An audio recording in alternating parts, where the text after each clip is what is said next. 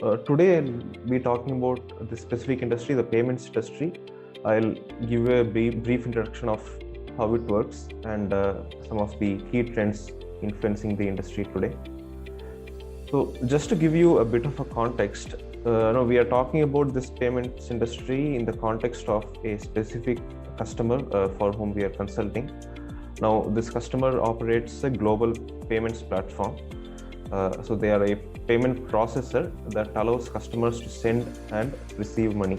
And this money transfer can happen either domestic, that is within country, or internationally across countries. One thing to note is that this particular client that we are working with, they have only a B2B money transfer operations. So it's not like a B2C, it's not like your typical Google Pay or a Paytm kind of thing. It allows only for B2B, business to business transactions. Now, the platform has more than 400,000 users and they service around 70 currencies across the world. Their target market, like I said, it is mostly small to mid-sized businesses, freelancers, and businesses offering international services.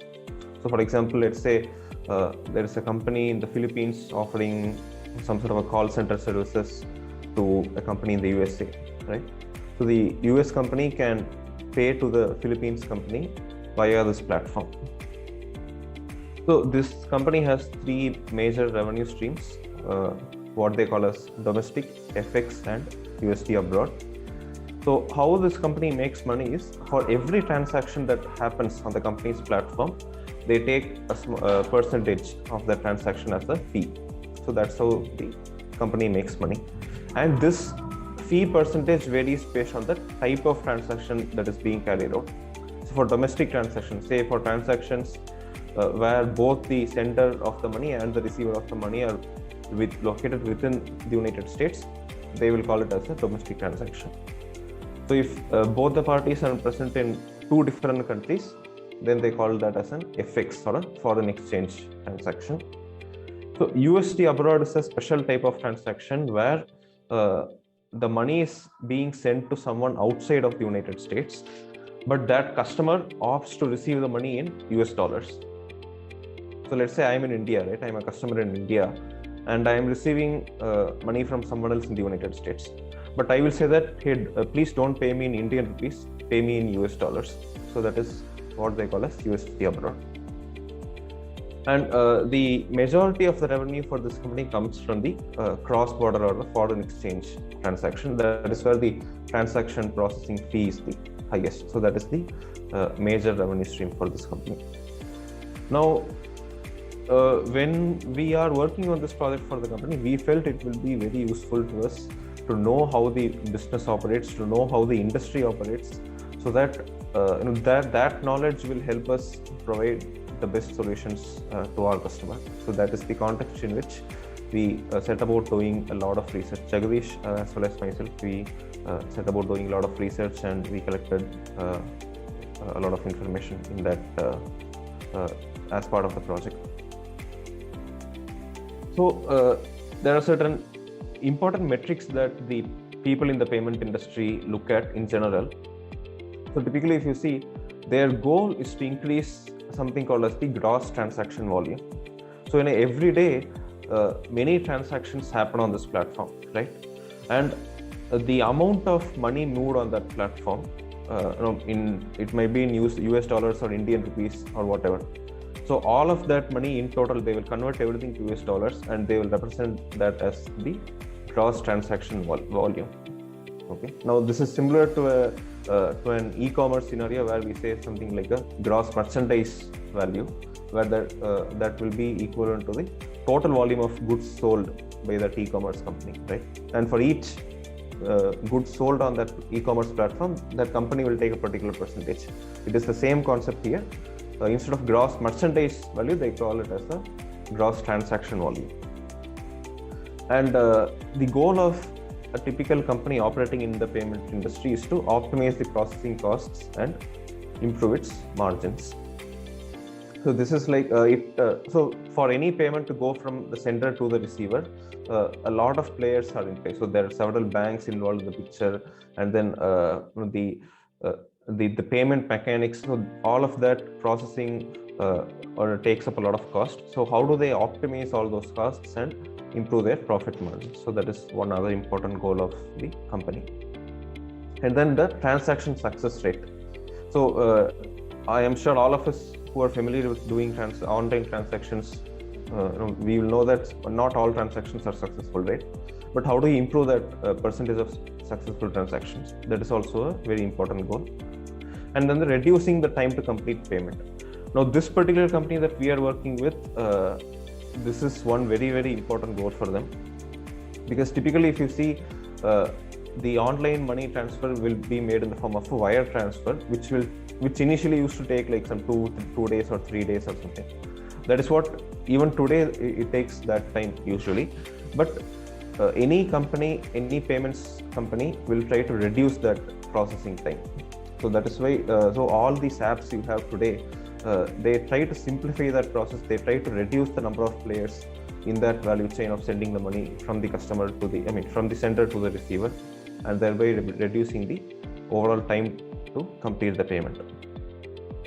And then increasing the conversion. So what we mean here is, when somebody signs up on the platform, how many of them do they actually make a payment?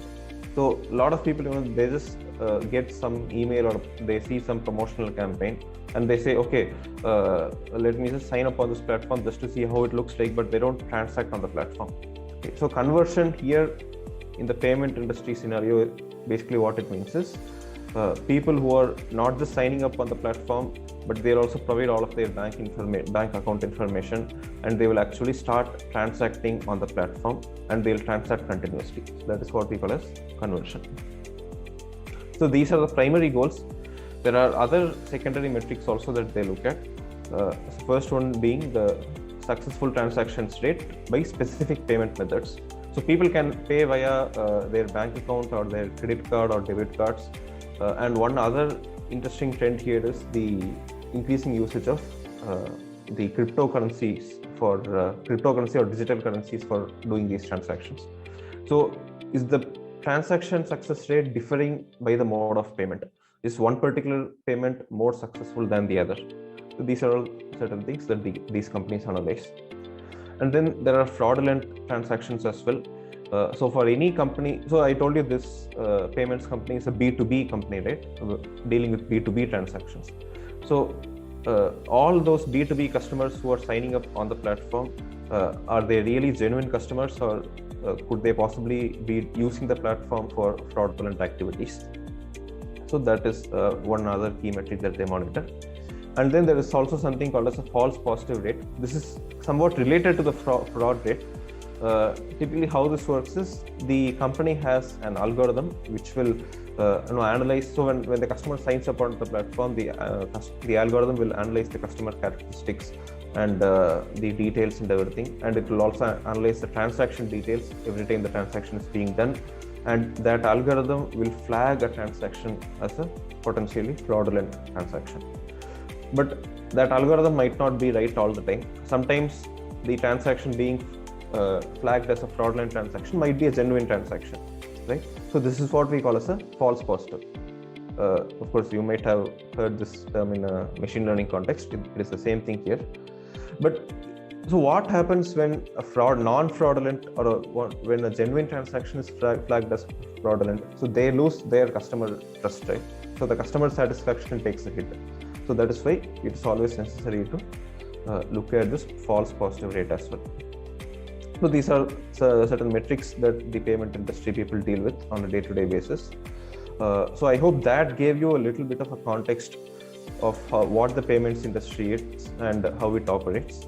Now, before I move into the next part of the key trends influencing the industry, does anyone have any questions?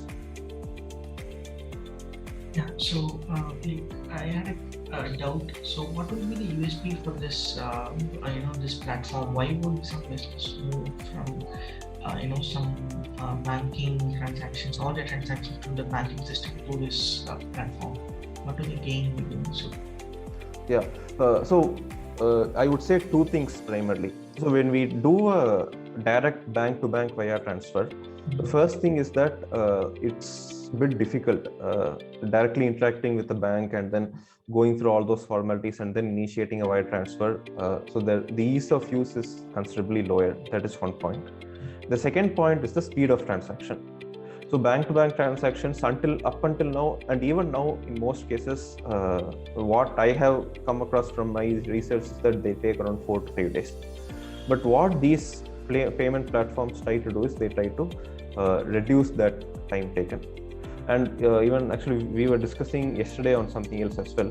There's a new standard that is supposed to come up that has already been adopted in some countries. It is being adopted in other countries. So it's called as ISO 20022, which formalizes or standardizes the way these transactions happen, or the way in which the parties involved in these transactions communicate with each other.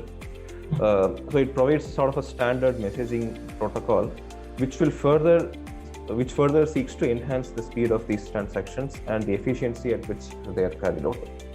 So, and this is basically like even your large-scale transactions, right? So, for example, let's say you have to pay people in bulk from the US to the Philippines. You have to do a bulk payment to, let's say, 100 people. So, this app allows you to do that very easily. Okay.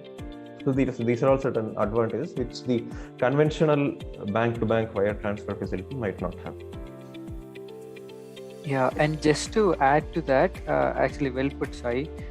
There are some additional features that this company provides to their customers on the top of just the money transfer piece. So there are some, for businesses, there is something called as invoicing. So they also help generate a customer who is providing their services to raise invoices to their clients. So they can do it directly from the platform. And there is something else called as something that is similar to post pay, or something that you can pay later. Yeah, the buy now, pay later. Yeah. Yes, with some Veeam's credit, the client's credit, or the platform's credit. So there are some certain additional features on the top of just the payment is the core, but on the top of that there are certain layers of services. Okay. Yes, and also in case the payer doesn't have enough money, the payments platform operates with a third party as well, who provide a loan with a reduced rate of interest, so that the customer can pay it back later. That is one more feature. Nice. Just to add a little bit here, so the time taken, etc. I think just out of my experience from the past. So long ago we did a sort of C2C, customer to customer transaction. So basically consumer to consumer actually. So what happened then was that it was supposed to be quote unquote a free transfer. And the bank actually took 15 days or probably more for the transaction to reflect here in my sort of personal account. So this is one sort of long thing. The other thing that used to happen was when I was like moving from sort of that bank to a different bank. In fact, at that time this was for Perceptive Analytics. We checked out and we asked, how long will you take? I was like expecting more like 7 days, something like that, because that itself was better for me at that point in time, or better for Perceptive at that point in time. So that guy said in 1 day. Okay, so you initiate the transfer there, and next day in the morning, sort of you get it here. So at this point in time, so all our transfers, the way they work is, so we initiate the transfer there. Let's say I initiate it, let's say the previous day night. The next day morning we get it here. Okay, so this is through sort of ICICI Bank, but I think with HDFC, which is probably, I'm not very sure, it is probably a little delayed, maybe about a day or something like that. But so the way we are doing it right now is you do the transfer there and you get it here. But for most I would say B2C transactions, which is the consumer is actually initiating, it will probably take longer. Many cases, if you have it online, that is fine. If you don't have it, some cases you will actually have to go to the branch and do it. Okay, and it is more expensive in the branch as well to do it. So these are some of the issues I just wanted to add. Sai, back to you. Thanks, Chaitanya. Okay, so some of you might be familiar with this company. So there's a company called Stripe, which is a payments processing company in the US. So I was talking about this payments platform, right? So one typical example is this company called Stripe. Okay. Now imagine you are a business who uses Stripe, right? So this is, I would say, similar to PayPal in a way. Okay. Typically, so for example, when you do an e-commerce transaction somewhere in the US, you will have the option for paying via credit card or debit card or net banking, and then you will also see a button for PayPal. You can pay via PayPal. Okay. Now imagine you run an online business and you use Stripe as one of the payment methods on your website. Okay. So for those users, Stripe provides something called as the Stripe dashboard. Okay. So how this is the way the dashboard is structured basically. What is the state of the operations today? So what's the total volume of payments, number of payments, volume as the dollar volume, and then the number of new customers who have signed up on the platform. That is the current status. And then it also shows the performance over time. So this is divided into two parts, basically report summaries and then comparisons. So report summary basically gives you the total net dollar volume transacted over a period of time, and then the average revenue per user, any disputes in the payments that might have happened, and the high risk payments. So I told you, right, that algorithm which classifies a payment as a fraudulent payment or a genuine payment. So that algorithm might flag something as a high risk payment. So how many of those high risk payments are getting over a period of time? And then we can compare these metrics across different time periods. And there are certain other actions that we can take, any payments for review, disputes to resolve, and so on.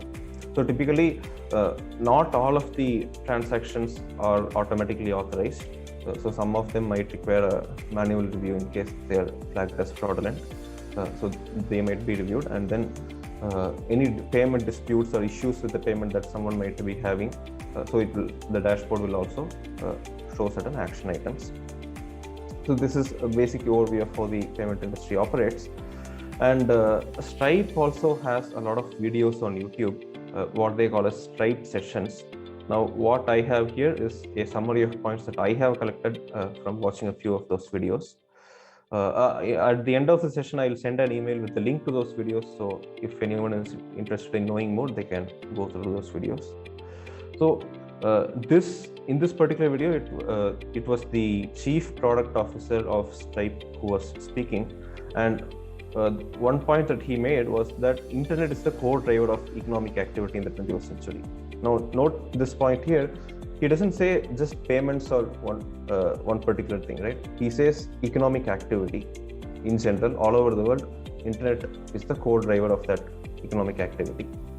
And then when it specifically comes to the payments platform, how do they define conversion?